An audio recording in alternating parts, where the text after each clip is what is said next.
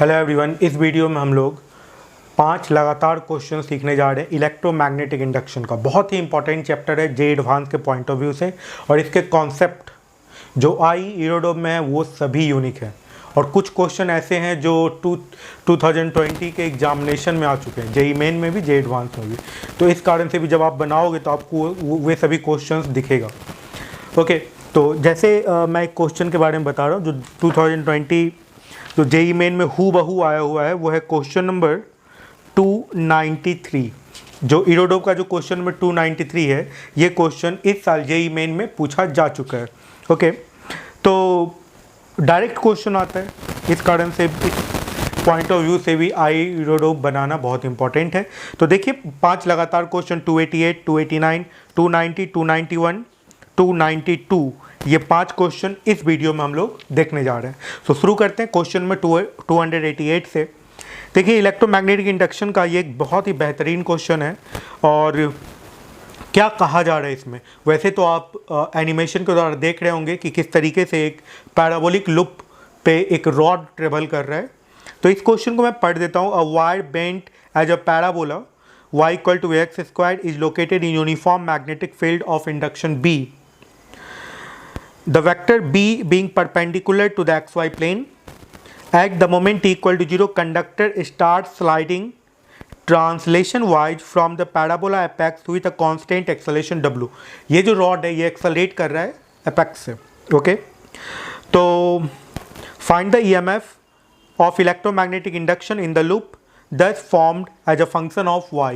तो इसके EMF जो इस रॉड के मूवमेंट के कारण जो EMF इंड्यूस्ड होगा, ये as a function of y calculate करना है। ठीक है, तो ये क्वेश्चन है, इसको यदि सॉल्व करना आप चाहें तो आसानी से सॉल्व कर सकते हैं। पहली बात कि हम लोग लूप बना लेते हैं।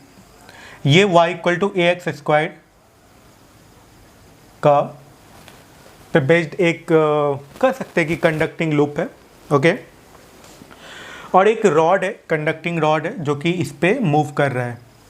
स्टार्ट तो हो रहा होगा ये y = 0 से, ये यहाँ से रॉड स्टार्ट हो रहा होगा और किसी टाइम t पे ये इस पॉइंट पे होगा, ये y डिस्टेंस पे होगा। मान लेते हैं ये x होगा, तो ये इधर भी x होगा। ठीक है ना। इलेक्ट्रोमैग्नेटिक इंडक्शन के अनुसार जो एरिया स्वैप होता है उसका रेट EMF कहलाता है ना, मतलब मैग्नेटिक फ्लक्स में चेंज होने का rate, that is called EMF। ठीक है, तो मैग्नेटिक फ्लक्स के लिए मैग्नेटिक फील्ड इनटू एरिया, और एरिया जो चेंज हो रहा है उसका रेट। यहाँ पे मैग्नेटिक फील्ड कांस्टेंट है जो कि क्वेश्चन में दिया हुआ है ना। तो जो rate of change in area होगा into magnetic field, that is called EMF। Okay, तो EMF का जो इक्वेशन होता है that is equals to -d∅/dt। d∅/dt means rate of change in magnetic flux. तो यहाँ पे मैग्नेटिक फील्ड तो कांस्टेंट है, तो आप इसको लिख सकते हैं -b dA/dt। मीन्स अब इम्पोर्टेंट बस यही है कि आप dA/dt कैसे कैलकुलेट करते हैं, dA/dt निकालना इंपॉर्टेंट है। ठीक है ना। अब ये जो है जब W एक्सेलेरेशन से एक्सेलरेट कर रहा है, ठीक है, तो जब ये y डिस्टेंस पे होगा, जब ये यहाँ से y डिस्टेंस पे होगा, उस समय इसका वेलोसिटी क्या होगा, तो v² = 2wy। ये हो जाएगा, v का वैल्यू √2wy लिख सकते हैं हम। ये वेलोसिटी होगा जब ये y सेपरेशन पे होगा तो। ठीक है, ओके। इसके बाद ये जैसे dy डिस्टेंस ऊपर चला गया, y सेपरेशन पे था और dt टाइम में ये dy डिस्टेंस ऊपर चला गया, ये हो गया dy डिस्टेंस। तो जो एरिया स्वेप किया यही एरिया ये स्वेप करेगा ना। तो इस एरिया, ये जो एरिया स्वेप कर रहा है मीन्स एरिया में चेंज आ रहा है। पहले ये एरिया था, अब इतना एरिया हो गया, तो एरिया में जो चेंज आया है वो यही एरिया है जो एरिया में चेंज है, dA है। क्लियर है ये। तो ये dA का वैल्यू कितने के बराबर है, तो इस dA का यदि वैल्यू आप लिखना चाहें तो ये लेंथ, ये विड्थ हो गया dy, और ये x मीन्स ये हो गया टोटल 2x। मीन्स जो चेंज इन एरिया है that is equals to 2x dy। This is called change in area. अब यदि यहाँ dt से डिवाइड कर दिया जाए तो dA/dt ये आ गया 2x dy/dt, और dy/dt को क्या लिख सकते हैं हम लोग, v ये v है, y सेपरेट, जब y डिस्टेंस ये रॉड ट्रेवल कर चुका है तो यहाँ पे आ गया ये 2x v, ये हो गया dA बाई dt। ठीक है, अब यदि आप यहाँ पे पुट करें और x का भी वैल्यू निकाल लें, क्योंकि आपको y के टर्म में निकालना है, तो x का वैल्यू यदि यहाँ से लिखिएगा तो क्या आ जाएगा, रूट अंडर y बाई ए। ठीक है, y बाई ए आ गया x का वैल्यू, और v का वैल्यू भी पता है हम लोगों को, तो पुट कर देते हैं। तो ये आ जाएगा dA बाई dt का वैल्यू आ जाएगा 2 root under y by A small A into v, और v के जगह पे हो गया रूट अंडर 2w y।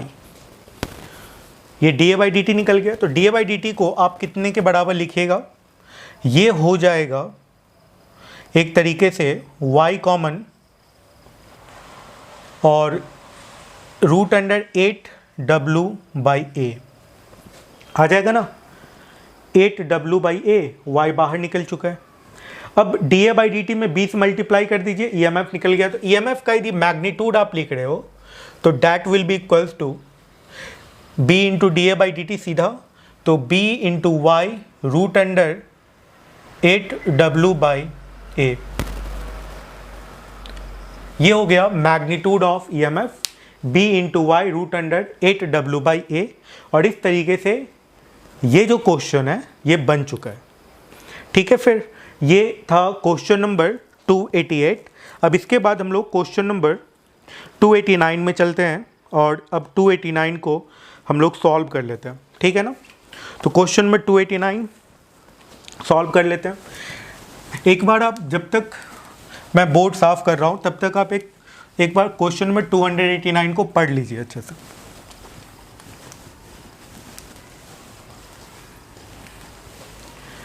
देखिए क्वेश्चन नंबर 289 में क्या कहा जा रहा है। इसमें कहा जा रहा है a rectangular loop with a sliding connector of length L is located in a uniform magnetic field perpendicular to the loop plane. The magnetic induction is equals to B, magnetic field का value B दिया हुआ है जो कि perpendicular है plane से। The connector has an electric resistance R. The side AB and CD has resistance R1 and R2. Neglecting the self inductance of the loop, ये important है। Find the current, self inductance को neglect कर देना है जिससे question आसान हो चुका है।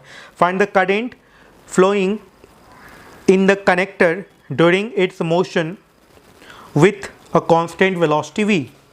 तो आप इस बात को समझें कि जैसे ये एक रेसिस्टर है, ये एक रेसिस्टर है, और बीच में एक रेसिस्टिव कनेक्टर है जो कि मूव कर रहा है v वेलोसिटी से, और मैग्नेटिक फील्ड में चलता हुआ रॉड बैटरी की तरह बिहेव करता है। मैग्नेटिक फील्ड रीजन में मूव करता हुआ रॉड एक बैटरी की तरह बिहेव करता है, और उस बैटरी का हायर पोटेंशियल लोअर पोटेंशियल कैसे कैलकुलेट करते हैं, क्यू भी क्रॉस बी करके। तो ये v वेलोसिटी से इस तरफ चल रहा होगा, तो इस रॉड का जो फ्री चार्ज होगा, free positive charge, free negative charge, electrons जिसको कह सकते हैं, फ्री इलेक्ट्रॉन्स जिसको कह सकते हैं, उस पर जो फोर्स लगेगा क्यू भी क्रॉस बी, पॉजिटिव चार्ज पे ऊपर, या आप कह सकते हैं इलेक्ट्रॉन पे नीचे फोर्स लगेगा क्यू भी क्रॉस बी, जिस कारण से ऊपर वाला जो होगा ये पॉजिटिव टर्मिनल हो जाएगा और ये निगेटिव टर्मिनल हो जाएगा। तो आप इसका यदि सर्किट डायग्राम एक तरीके से ड्रॉ करना चाहते हैं तो ये कुछ इस तरीके से हो जाएगा। दोनों रेसिस्टर को एक ही साइड लिख दें, कोई प्रॉब्लम नहीं है। ये हो गया आपका बैटरी, ये हो गया R1, ये हो गया R2, ये हो गया R, और ये हो गया E, जिसका की वैल्यू होगा BVL के बराबर, है ना। बहुत आसानी से आप इसमें करंट का वैल्यू कैलकुलेट कर सकते हैं क्योंकि ये तो पैरेलल कॉम्बिनेशन में है। तो करंट जो आएगा, that current will be equals to BVL by total resistance. तो इन दोनों का parallel combination R1 R2 by R1 plus R2 plus R, ये आ जाएगा। अब देख लीजिएगा आंसर में, इसी को जैसे तैसे करके सॉल्व किए हुए होगा, मीन्स है यही। चलिए फिर नेक्स्ट क्वेश्चन में चलते हैं, क्वेश्चन नंबर 290 में। ठीक है, तो क्वेश्चन में 290 को आप पढ़ लीजिए जब तक मैं बोर्ड साफ करता हूँ, उसके बाद हम लोग क्वेश्चन में 290 को सॉल्व कर लेते हैं। सारे क्वेश्चन जो भी हैं सभी कॉन्सेप्चुअल है, इसमें से कुछ आपको आसान लगेगा, आसान है लेकिन कॉन्सेप्चुअल है कुछ क्वेश्चन, और कुछ क्वेश्चन आपको मज़ेदार भी लगेगा, है ना। तो सॉल्व करते क्वेश्चन में 290 को। A metal disc of radius 25 centimeter rotates with a constant angular velocity omega about its axis. Find the potential difference between the center and the rim of the disk. First case में कहा जा रहा है the external magnetic field is absent. Second में case में कहा जा रहा है the external uniform magnetic field of induction B is directed perpendicular to the disc. ठीक है, तो दोनों ही केस के लिए हम लोग EMF का वैल्यू कैलकुलेट करते हैं। देखिए फर्स्ट केस में क्या है, मोशन के कारण ये जो डिस्क है ये रोटेट कर रहा है, तो इसके अंदर जो फ्री इलेक्ट्रॉन्स होंगे ये सर्कुलर पाथ पे मूव करेंगे, और सर्कुलर पाथ पे मूव करने के लिए एक सेंट्रीपिटल फोर्स चाहिए होता है। तो शुरू में क्या होगा, कोई सेंट्रीपिटल फोर्स प्रोवाइड नहीं होगा, जिस कारण से आप डिस्क के फ्रेम में देख सकते हैं कि आप इस इलेक्ट्रॉन्स पे सेंट्रीफ्यूगल फोर्स लगेगा, जिस कारण से ये आउटर सरफेस पे चला जाएगा। देखिए ये जो डिस्क है ये रोटेट कर रहा है ओमेगा एंगुलर वेलोसिटी के साथ, तो इसके जो इलेक्ट्रॉन्स होंगे वो सर्कुलर पाथ पे मूव करेंगे। यदि आप इस डिस्क के फ्रेम से देखें तो इसके इस इलेक्ट्रॉन्स पे सेंट्रीफ्यूगल फोर्स लगेगा जो कि बाहर की तरफ लगेगा। ठीक है, इस बाहर की तरफ जो सेंट्रीफ्यूगल फोर्स लगेगा इसके कारण इलेक्ट्रॉन इसके पेरीफेरी पर, इसके रीम पर चले जाएंगे, और रीम पर जब ये चला गया तो निश्चित तौर पे अब यहाँ पे एक इलेक्ट्रिक फील्ड जनरेट हो गया, और इस इलेक्ट्रिक फील्ड का जो वैल्यू है इस डायरेक्शन में हो जाएगा, क्योंकि ये इलेक्ट्रॉन निगेटिव होता है, इस डायरेक्शन में इलेक्ट्रिक फील्ड जनरेट हो जाएगा।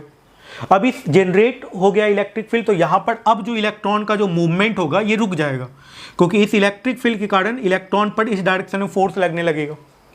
तो इतना ही electron that amount of some amount of charge reside to the outer surface of the disc. Okay, तो आपको कैलकुलेट करना है कि पोटेंशियल डिफरेंस क्या होगा यहाँ और यहाँ के बीच में। तो पोटेंशियल डिफरेंस कैलकुलेट करने के लिए इलेक्ट्रिक फील्ड और इलेक्ट्रिक पोटेंशियल में जो रिलेशन है वो हम लोग यूज करेंगे। तो समझिए इस चीज़ को, जैसे एक छोटा सा पार्ट हम लोग यदि जैसे यहाँ से यहाँ तक जाते हैं, इसके बीच में x डिस्टेंस पे एक छोटा सा पार्ट dx कंसीडर करते हैं, x डिस्टेंस जाके एक छोटा सा dx लेंथ कंसीडर कर लेते हैं, dx लेंथ। तो इसके जो इलेक्ट्रॉन्स होंगे इस पर भी फोर्स लग रहा होगा, और ये जो इसका जो वेलोसिटी होगा वो कितने के बराबर होगा, ओमेगा एक्स के बराबर होगा। इस पर जो सेंट्रीपिटल फोर्स लग रहा होगा ये कितने के बराबर होगा, सेंट्रीपिटल फोर्स का वैल्यू, इलेक्ट्रॉन पे फोर्स लग रहा है ना, तो इलेक्ट्रॉन्स का मास m मान लेते हैं, तो m ओमेगा स्क्वायर x, ये सेंट्रीपिटल फोर्स लग रहा होगा, है ना। ये जो सेंट्रीपिटल फोर्स है ये कौन प्रोवाइड कर रहा होगा, ये इलेक्ट्रॉन के एक्यूमुलेट होने के कारण जो इलेक्ट्रिक फील्ड जनरेट हुआ है वो, तभी तो इसका मूवमेंट रुक जाएगा। ओके, तो जब तक ये सेंट्रीपिटल फोर्स, इलेक्ट्रोस्टैटिक फोर्स, ये इस अमाउंट ऑफ सेंट्रीपिटल फोर्स नहीं प्रोवाइड करेगा, तब तक इलेक्ट्रॉन का मूवमेंट होता रहेगा, इसके आउटर सरफेस पे वो जमा होता रहेगा। ठीक है, लेकिन एक ऐसा टाइम आएगा, एक स्टेडी स्टेट आएगा जब मैक्सिमम अमाउंट ऑफ इलेक्ट्रॉन जमा हो जाएगा, उसके बाद इलेक्ट्रिक फील्ड का वो वैल्यू हो जाएगा जिसके कारण इलेक्ट्रॉन का मूवमेंट रुक जाएगा। उस समय आपको पोटेंशियल डिफरेंस कैलकुलेट करना है सेंटर और रिम के बीच में। ठीक है, तो वो स्टेडी स्टेट जब रीच करेगा उस समय पोटेंशियल डिफरेंस क्या होगा ये कैलकुलेट करना है, उस समय इलेक्ट्रिक फील्ड क्या होगा ये देख लेते हैं। तो x डिस्टेंस पर जो इलेक्ट्रिक फील्ड होगा, ये इलेक्ट्रॉन का चार्ज इनटू इलेक्ट्रिक फील्ड, ये फोर्स हो गया, और यही फोर्स इस इलेक्ट्रॉन पे सेंट्रीपिटल फोर्स प्रोवाइड हो रहा है m ओमेगा स्क्वायर एक्स, ये electrostatic force centripetal force provide कर रहा है ना। या यदि आप इस डिस्क के फ्रेम से देखें तो ये सेंट्रीफ्यूगल फोर्स को इलेक्ट्रोस्टैटिक फोर्स बैलेंस कर रहा है। ठीक है, तो यहाँ पर जो इलेक्ट्रिक फील्ड हो गया that is equals to m omega square X by E, ये इलेक्ट्रिक फील्ड हो गया। तो dx लेंथ के लिए इलेक्ट्रिक पोटेंशियल डिफरेंस क्या होगा, तो dv इक्वल्स टू हो जाता है माइनस ई dx, होता है ना। तो dv का वैल्यू हो जाएगा minus E minus m omega square by E x dx। अब इसको आप इंटीग्रेट कर दीजिए, इसको इंटीग्रेट कर दीजिए कहाँ से कहाँ तक, 0 से लेकर के a तक। तो ये 0 से लेकर के a तक इंटीग्रेट हो गया, 0 से लेकर के v तक इंटीग्रेट हो गया। ठीक है, या आप कर सकते हैं यही पोटेंशियल डिफरेंस है। तो V का जो वैल्यू है that is equals to -m omega square x square by 2E। ये आ गया इलेक्ट्रिक पोटेंशियल डिफरेंस का वैल्यू। क्लियर है ये बात? ओके, तो आप इस तरीके से कैलकुलेट कर सकते हैं इलेक्ट्रिक पोटेंशियल डिफरेंस। ये सेंटर और रिम के बीच का है। रिम जो है यहाँ पे लोअर पोटेंशियल पे है ना। ओके, रिम जो है लोअर पोटेंशियल पे क्योंकि ये नेगेटिव चार्ज है, तो ये कुछ इस तरह का ऐसे बिहेव करेगा, है ना।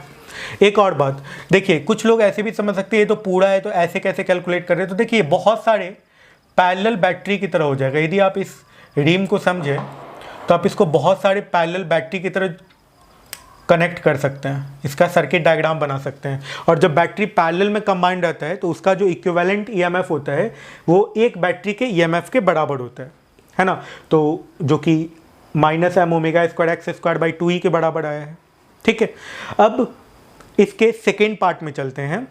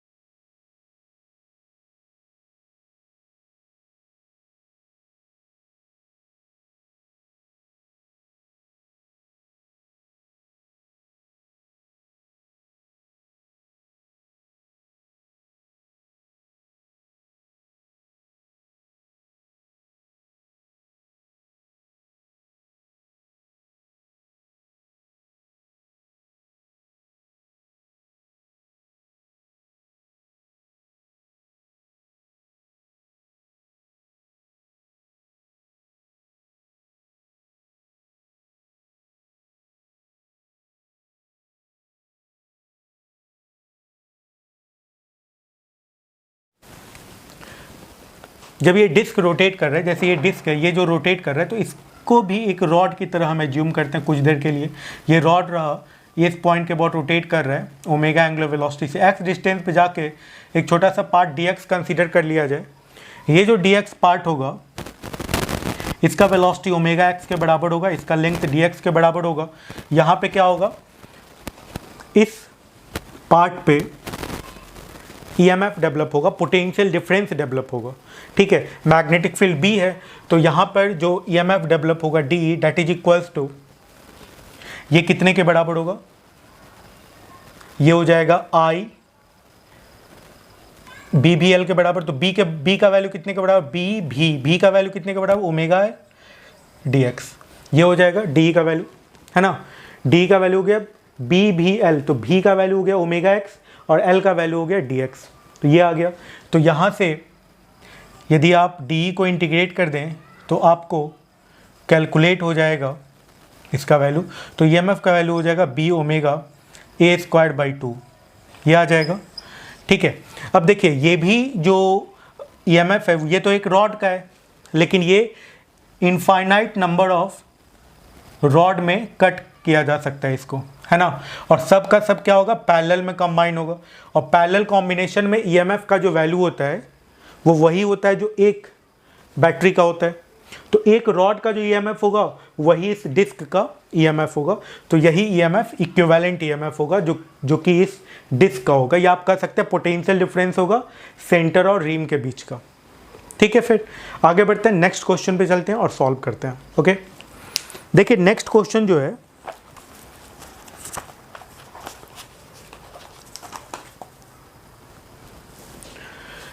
नेक्स्ट क्वेश्चन है क्वेश्चन नंबर 291। क्वेश्चन को आप पढ़ें, तब तक मैं बोर्ड साफ कर रहा हूँ। क्वेश्चन नंबर 291 को देखिए क्या कहा जा रहा है। ये भी एक आसान क्वेश्चन है। A thin wire AC shape as semicircle of diameter D rotates with a constant angular velocity omega in a uniform magnetic field of induction B का वैल्यू दिया हुआ है 5 मिली टेस्ला। यहाँ पे एंगुलर वेलोसिटी और मैग्नेटिक फील्ड पैरेलल है और कहा जा रहा है the rotation axis Passage through the end A of the wire and is perpendicular to the diameter AC.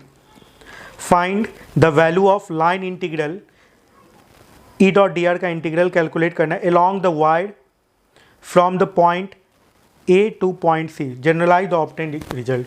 देखिए इस क्वेश्चन में क्या है, इसके कॉन्सेप्ट से यदि आप चलें, जैसे ये एक सेमी सर्कुलर वायर है जो इस पॉइंट पे हिंज है, ये ए है, ये सी है, और एंगुलर वेलोसिटी और मैग्नेटिक फील्ड सेम डायरेक्शन में। तो जैसे ये यदि ऐसे रोटेट कर रहा होगा तो magnetic field into the board होगा ना, मैग्नेटिक फील्ड और एंगुलर वेलोसिटी सेम डायरेक्शन में हो गया। ठीक है, तो अब इस बात को समझे, ये जो सेमी सर्कुलर वायर है इसको आप इक्विवेलेंट कर सकते हैं एक रॉड से जिसका की लेंथ इसके डायमीटर के बराबर है। ठीक है, ऐसा ही नहीं, मतलब मान लेते कोई और शेप में भी रहता, मान लेते इस शेप में ये रॉड है, इस पॉइंट पे हिंज है, इसका लेंथ d है और ये यदि रोटेट कर रहा है तो भी यही इसी तरीके से आप कैलकुलेट करते हैं। ठीक है, तो अब आप कैलकुलेट कर लीजिए, यहाँ पर जो EMF होगा, इस केस में जो EMF होगा रॉड के केस में, जस्ट पिछले क्वेश्चन में मैंने आपको बताया है कि -b d²/2 हो जाएगा। ठीक है, ओके, तो यहाँ पे आप समझ सकते हैं कि ये जो QB क्रॉस B, तो पॉजिटिव चार्ज पे फोर्स इधर लगेगा, ये हायर पोटेंशियल पे होगा, लोअर पोटेंशियल पे होगा, ये A है, ये C है, तो यहाँ पे VA - VC जो होगा ये -b d²/2 होगा, ये निगेटिव होगा। A जो पोटेंशियल है ये लोअर पोटेंशियल पे होगा। ठीक है, तो इस तरीके से ये क्वेश्चन बन गया। नेक्स्ट क्वेश्चन पे चलते हैं और सॉल्व करते हैं। देखिए क्वेश्चन नंबर 292 पढ़िए आप। तो अब हम लोग क्वेश्चन में 292 को सॉल्व कर लेते हैं। देखिए इस क्वेश्चन में क्या कहा जा रहा है, एक वायर लूप है जो कि इनक्लोजिंग है semi circle of radius A, is located on a boundary of uniform magnetic field of induction B। Magnetic field के बाउंड्री पे रखा हुआ है जो कि रोटेट करने वाला है। At the moment t equal to 0, the loop is set into rotation with angular acceleration, constant angular acceleration beta about an axis O, coinciding with a line vector B on the boundary. Okay. Draw the approximate plot of this function. The arrow in the figure show the EMF direction taken to be positive. देखिए इस question में क्या है, आपको ये समझना होगा कि t = 0 पे कुछ है, इस तरीके से ये लूप होगा और अब ये रोटेट करना शुरू करेगा। तो ये जब इस तरीके से रोटेट करेगा तो कुछ देर के बाद ये लूप कुछ इस तरीके से हो जाएगा ना। अब ये ऐसे रोटेट कर रहा है, तो आप देख सकते हैं कि मैग्नेटिक फील्ड के अंदर ये बाउंड्री है, इस तरफ मैग्नेटिक फील्ड है, मैग्नेटिक फील्ड के अंदर जो एरिया का जो वैल्यू है वो बढ़ता जा रहा है, मीन्स dA/dt का वैल्यू ये पॉजिटिव है, जो एरिया है वो बढ़ रहा है, मैग्नेटिक फील्ड के अंदर जो एरिया है वो बढ़ रहा है। ठीक है, इस तरीके से आप कह सकते हैं कि dφ/dt जो होगा, मतलब मैग्नेटिक फील्ड इंटू dA/dt का जो वैल्यू होगा ये जो होगा ये पॉजिटिव होगा। तो EMF इक्वल्स टू क्या होता है, -dφ/dt। ठीक है, तो EMF क्या हो गया, निगेटिव हो गया। ओके, और रोटेट कौन सा रॉड कर रहा है, ये रोटेट कर रहा है, ये O है, ये O है, ये A है, ये B है, ऐसा मान लेते हैं। तो इनिशियली तो ये रॉड रोटेट कर रहा है, इसके कारण EMF होगा। ठीक है, इसके कारण EMF डेवलप होगा। और अब आप समझ सकते हैं जैसे A यदि हायर पोटेंशियल पे है, तो और B यदि लोअर पोटेंशियल पे है। देखिए QB क्रॉस B कीजिएगा तो इनटू द बोर्ड होगा, तो A हायर पोटेंशियल पे होगा ना, तो A हायर पोटेंशियल पे है, O लोअर पोटेंशियल पे है, B भी लोअर पोटेंशियल पे है। ठीक है, और जब ये पूरा रोटेशन कंप्लीट कर देगा तो फिर OB रोटेट करेगा। अभी कौन सा रोटेट कर रहा है, OA, और फिर रोटेट कौन सा करेगा, OB, तो फिर B हायर पोटेंशियल पे आ जाएगा। ठीक है, उस केस में क्या होगा, EMF का वैल्यू पॉजिटिव हो जाएगा। अब उसके बाद क्या होगा, मीन्स एरिया घटेगा ना। आप समझिए कि जब ये वाला केस आ गया, ये पूरा का पूरा मैग्नेटिक फील्ड के अंदर चला गया, इसके बाद फिर क्या होगा, ये डिक्रीज करेगा। एरिया जो है डिक्रीज करेगा, मैग्नेटिक फील्ड के अंदर जो एरिया है वो डिक्रीज करेगा, ये आप समझ सकते हैं। अब एरिया डिक्रीज कर रहा है तो अब dA/dt निगेटिव होगा, ठीक है, dA/dt निगेटिव होगा तो dϕ/dt निगेटिव होगा, तो EMF जो हो जाएगा पॉजिटिव हो जाएगा, कोई प्रॉब्लम नहीं है। तो यदि आप EMF का वैल्यू लिखना चाहते हैं तो बहुत आसानी से लिख सकते हैं, इसका रेडियस a है, बहुत आसानी से लिख सकते हैं, कितने के बराबर लिख सकते हैं, b⍵a²/2। फर्स्ट रोटेशन में निगेटिव था, सेकेंड रोटेशन में पॉजिटिव था, थर्ड रोटेशन में फिर से निगेटिव था, फोर्थ रोटेशन में फिर से पॉजिटिव था। तो यहाँ पे आप सीधा लिख सकते हैं 2 - 1 to the power n, n जो है यहाँ पे नंबर ऑफ रोटेशन है, बहुत आसान है, ठीक है। तो निगेटिव कब तक था, तो मान लेते 0 से t1 टाइम तक निगेटिव था, t1 से t2 टाइम तक पॉजिटिव था, t2 से t3 टाइम तक फिर से निगेटिव था, इसमें निगेटिव फिर पॉजिटिव हो गया फिर से निगेटिव हो गया, ऐसे ही कुछ हो रहे। तो t1 का वैल्यू कैलकुलेट करना है, तो t1 टाइम में ये क्या है, ये पूरा का पूरा मैग्नेटिक फील्ड के अंदर चला गया, मीन्स रोटेशन कितने एंगल का हुआ, पाई। ये थीटा जो है, ये थीटा जो है कितना बढ़ेगा, पाई के बराबर। एंगुलर एक्सेलरेशन का वैल्यू बीटा दे रखे हैं, तो यहाँ पे अब आप समझ सकते हैं कि थीटा का वैल्यू पाई ले लीजिए तो हाफ अल्फा t² होगा ना, beta angular acceleration beta t², तो t का वैल्यू कितने के बराबर आ गया, 2π/बीटा, 2π/बीटा का रूट हो जाएगा ना। तो t1 जो है, ये जो 0 से t1 टाइम में ये t1 है, आसानी से निकल रहा है। t2 टाइम का वैल्यू, t2 टाइम में क्या है, 2π एंगल ट्रेवल करेगा, तो 2π यदि आप लिखते हैं तो फिर ये तो आप समझ गए होंगे EMF का वैल्यू कितना आएगा। अब टाइम का वैल्यू निकाल लेते हैं, ये EMF का वैल्यू निकल चुका है, ठीक है। तो t1 का वैल्यू आ गया 2π/बीटा। 0 से t1 टाइम तक EMF निगेटिव था, फिर t1 से t2 टाइम तक t2 का वैल्यू कितने के बराबर आएगा, 4π/बीटा। t3 का वैल्यू कितने के बराबर आएगा, 6π/बीटा। मतलब tn का वैल्यू यदि आप लिखना चाहते हैं तो tn का वैल्यू कितने के बराबर आएगा, ये आप कर सकते हैं nth रोटेशन में जो EMF है ये भी आप लिख सकते हैं। तो tn का वैल्यू कितने के बराबर आएगा, 2nπ/बीटा। n जो है यहाँ पे नंबर ऑफ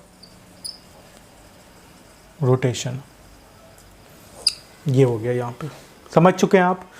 तो इस तरीके से ये क्वेश्चन बन चुका है। इसका यदि आप ग्राफ प्लॉट करना चाहते हैं तो अब आप ऐसे प्लॉट कर सकते हैं। देखिएगा, इसका मैं ग्राफ प्लॉट करके दिखा रहा हूँ आपको।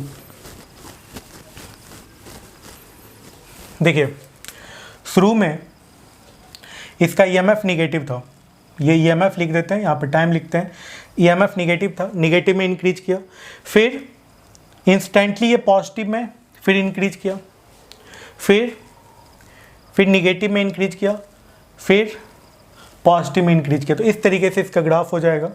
ऐसे आप इसको डॉटेड लाइन से भी फिर यहाँ पे बोल्ड लाइन से दिखा सकते हैं, ठीक है ना। तो कुछ इस तरीके से इसका ग्राफ हो जाएगा, समझ चुके होंगे आप। तो ये t1 टाइम हो गया, t1 टाइम तक निगेटिव, फिर t2 टाइम तक पॉजिटिव, फिर t2 से t3 टाइम तक फिर से निगेटिव। तो इस तरीके से ग्राफ बन चुका है, सारा क्वेश्चन बन चुका है। तो इस वीडियो में हम लोगों ने 5 क्वेश्चन सीखा आईरोडोव का। नेक्स्ट वीडियो में हम लोग 5 क्वेश्चन और देख लेते हैं इलेक्ट्रोमैग्नेटिक इंडक्शन का। Thank you.